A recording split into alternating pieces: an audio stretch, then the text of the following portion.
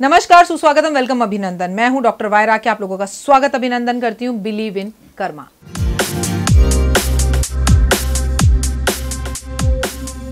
हाँ जी, आ गए आप लोग। आप लोगों का स्वागत अभिनंदन है। जय श्री राधे राधे राधे राधे रानी की जय, मो बांके बिहारी की जय, श्री कृष्ण की जय, मेरे सभी YouTube भक्तों की जय, मेरे सभी YouTube परिवार वालों की जय। कैसे हैं आप लोग? आप सबको कृष्ण जन्माष्टमी की हार्दिक शुभकामनाएं। वीडियो को टिल एंड तक देखिएगा क्योंकि कोरोना को भगाने का कृष्ण के साथ है क्या कनेक्शन, जानिए मेरे साथ। हम कुछ ऐसे उपाय करेंगे। अगर आपको कैंसर है, अगर आपको टीबी है, अगर आपको बवासीर की प्रॉब्लम है, अगर आप हमेशा बीमार रहते हैं, आपकी रिपोर्ट्स नॉर्मल आती हैं, आपकी आंख से आप ठीक से देख नहीं पाते हैं, आपका पेट हमेशा डिस्टर्ब रहता है, कुछ भी आपको अगर परेशानी है तो ये वीडियो टिल एंड तक जरूर देखें। अगर आपका कोई अपना है जो लंबे समय से बीमार है तो भी ये वीडियो आप जरूर देखें। जानिए क्या है अचूक उपाय जो कृष्ण जन्माष्टमी पर आप कर सकते हैं। अगर आप बहुत लंबे समय से बीमार चल रहे हैं तो कृष्ण जन्माष्टमी की रात को चुपचाप इन उपायों को करिए। मैं आपको 6-7 उपाय बताऊंगी, इसमें से कोई एक उपाय भी कर लीजिएगा मौन होके। परंतु अगर बीमारी बहुत बड़ी है और आपको लगता है कि कोई ऊपरी हवा है या ऊपरी हवा का चक्कर है तो आपको क्या करना है, एक काले रंग की बांसुरी लेनी है और बांसुरी लेकर उसके सभी छेदों में उसके बजाने वाली जगह को गोंद से बंद कर या आटे से बंद कर देना है और बीमार व्यक्ति को अपनी बीमारी का नाम लिखकर एक छेद से बांसुरी के अंदर बंद कर देना है। उसके अंदर आपको भरना है उसके बाद कपूर, और इस बांसुरी को आपको जाकर रात्रि 12 बजे के बाद घर के आसपास के पार्क में, घर के गमले में भी कर सकते हैं और गड्ढा खोदकर या गमला खोदकर इसे दबा देना है। लेकिन ये काम आप घर के अंदर नहीं कर सकते। एटलीस्ट अगर आप 3rd फ्लोर पर रहते हैं तो ग्राउंड फ्लोर पर तो आना ही पड़ेगा, लेकिन ये उपाय किसी और के घर पर भी मत करिएगा। पार्क में कर सकते हैं, थोड़ा सा दूर जाकर कर सकते हैं। इससे आप अपनी बीमारी को दबा कर आ जाएंगे और बीमारी का नाम लिख लीजिएगा अच्छे से, उसमें वो पर्ची डाल दीजिएगा जो आपकी बांसुरी है काले रंग की, और उसके अंदर कपूर भर दीजिएगा। जैसे कपूर ठंडक देता है ना, ऐसे आपकी बीमारी भी 6 महीने के अंदर टाटा बाय बाय हो जाएगी। इनफैक्ट उससे भी पहले आपको रिजल्ट्स दिखने लगेंगे। और एक उपाय, अगर आप लंबे समय से बीमार हैं और आपको बीमारी का कोई अता पता नहीं मिल रहा तो मोहरात्रि वाले दिन आपको अपने सर पर से ठीक रात्रि 12 बजे के बाद 12:05 पर या 6 मिनट पर 11 नींबू, क्योंकि 11 तारीख को कृष्ण जन्माष्टमी है और 11 नंबर 2 नंबर है और 2 नंबर 2020 नंबर है और 2020 नंबर चंद्रमा का 2 नंबर है और राहु का भी बन रहा है। तो अब ये तीनों नंबर मिलाकर शुक्र का नंबर मिल रहे हैं। तो देखिए जीवन में क्या होता है इस कृष्ण जन्माष्टमी के बाद।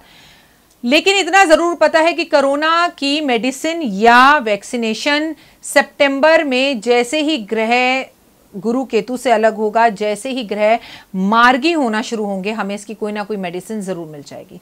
अब आप 11 नींबू ले लें और बीमार व्यक्ति के सर पे से वो 11 नींबू घुमा लीजिए और उसे अपने घर की डस्टबिन में फेंक दीजिए। लेकिन फिर कंडीशन है, डस्टबिन घर के बाहर होनी चाहिए। अगर आप 3rd 4th 5th फ्लोर पर रहते तो कॉमन डस्टबिन का कोई एरिया होगा, उसमें जाकर इसे फेंक दीजिए। रात्रि 12 बजे का कारण नहीं होता तो मैं आपसे सच में बोलती कि इसे चौराहे पर जाकर फेंकाओ। अगर आप ये कर सकते हैं, आप गाँव में रहते हैं, आपके घर के आसपास ही चौराहा है, तो सबसे पहली एडवाइस मेरी ये है कि आप इसे चौराहे पर जाकर फेंकाइए। अगर आप स्वस्थ होना चाहते हैं और कृष्ण जन्माष्टमी वाले दिन आपको क्या करना है कि कम से कम 12 रोटियां कृष्ण जन्माष्टमी की रात को बनाकर रख लीजिए और बहुत सॉफ्ट आटे को दूध में गुंदवाइएगा। रात्रि 12 बजे वो 12 रोटियां कृष्ण जी के सामने रख दीजिए। उसके बाद उन रोटियों को उठाइए और बीमार व्यक्ति के सर पे से रात्रि 12 बजे ही घुमाइए। मतलब ऐसे एंटी क्लॉकवाइज 12 बार घुमाइए और इन रोटियों को घुमाने के बाद अगले दिन सुबह सबसे पहले बिना नहाए धोए उस बीमार व्यक्ति को गाड़ी में बिठाकर उसके साथ ले जाकर इसे या तो चौराहे पर छोड़ दीजिए या किसी गाय को खिला दीजिए। लेकिन एक बात सदैव याद रखिएगा कि बीमार व्यक्ति अगर बहुत बीमार हो और वो आपके साथ जाने की स्थिति में ना हो तो केवल उसका हाथ ही लगवा लीजिएगा। इस उपाय को करने से भी रोग दोष खत्म होगा। अगर 108 मोर पंख लेकर कृष्ण जन्माष्टमी वाले दिन कृष्ण जी के आसपास रख दिए जाएं अपने घर के मंदिर में भी, और सुबह उन सब 108 मोर पंखों को लेकर एक साथ बंच बनाकर उसे लाल धागे से बांधकर बीमार व्यक्ति के बिस्तर के आसपास रखें तो आप महसूस करेंगे कि उसकी बीमारी सही होनी शुरू हो गई है और उसे दवाई लगनी शुरू हो गई है और वो बीमारी से ठीक हो रहा है, उभर रहा है। ये तो सारी बातें रही बीमारी की। अब लेकिन आप बीमार ही नहीं हैं और आप आगे भी बीमार नहीं होना चाहते और कोरोना के इस भय और डर से मुक्त होना चाहते हैं तो आपको 6 कांच की चूड़ियां, 6 बेसन के लड्डू, 6 पैकेट सिंदूर हनुमान जी का जो 5-5 रुपए का आता है वो लेकर उसके ऊपर 11 रुपए रखकर राधा रानी के चरणों पर कृष्ण जन्माष्टमी वाले दिन रखकर आना है और ये कहना है कि मुझे और मेरे परिवार को स्वस्थ रखना देवी, हमें कभी भी कोरोना ना हो और कोई बीमारी ना हो तो हम टच करके हमें वो बीमारी छू कर चल जाए। देखिए प्रैक्टिकली तो ये पॉसिबल ही नहीं है, आपको खांसी जुकाम ना हो, आपको कभी लूज मोशंस ना हो या आपको कभी कोई और छोटी मोटी बीमारी ना हो, तो कोई भी बीमारी कभी ना हो उसके लिए तो आपके लिए बहुत सारी बातें हैं कि आप वॉक करें, आप नपातुला खाएं, अपनी डाइट पर ध्यान दें और बहुत सी बातों का ध्यान रखें, तो ये इट कैन बी पॉसिबल। लेकिन आप सोचें कि एक ही उपाय करने से मुझे जिंदगी में कभी कोई बीमारी ना हो, ये नहीं हो सकता है प्रैक्टिकली। लेकिन हाँ, आप कोरोना से जरूर बच सकते हैं इन उपायों को करने से। आप अगर बीमार रहते हैं और आपकी रिपोर्ट्स नॉर्मल आती हैं, आपको अपने आसपास किसी के होने का अनुभव होता है, आपको ऐसा महसूस होता है जैसे आपके घर में नेगेटिव एनर्जीज हैं, तो आप अपने घर के अंदर भरपूर रोशनी का इंतजाम कीजिए। एक कमरे में 2-2, 3-3, 4-4 ट्यूबलाइट्स लगवाइए, देखिए कि लाइटों की कोई कमी ना हो और कृष्ण जन्माष्टमी वाले दिन वैजयंती माला कृष्ण जी को ठीक रात्रि 12 बजे गिफ्ट और तोहफे के रूप में दे दीजिए। अगले दिन सुबह नहा धोकर आप बीमार व्यक्ति को वो माला उसके गले में पहना दीजिए। आप महसूस करेंगे कि 11 दिन के अंदर बीमार व्यक्ति की तबीयत सही होने जा रही है और पहले से बेहतर होती जा रही है। कृष्ण जन्माष्टमी पर आप कृष्ण को जो चीजें भेंट स्वरूप दे सकते हैं, आपकी जेब के अनुसार सबसे पहली बात तो राधा रानी का नाम ले और बहुत उत्तम और बढ़िया रहेगा। आप बात करते हैं कृष्ण जन्माष्टमी हो और हम तुलसी की बात ना करें तो बात अधूरी रह जाएगी।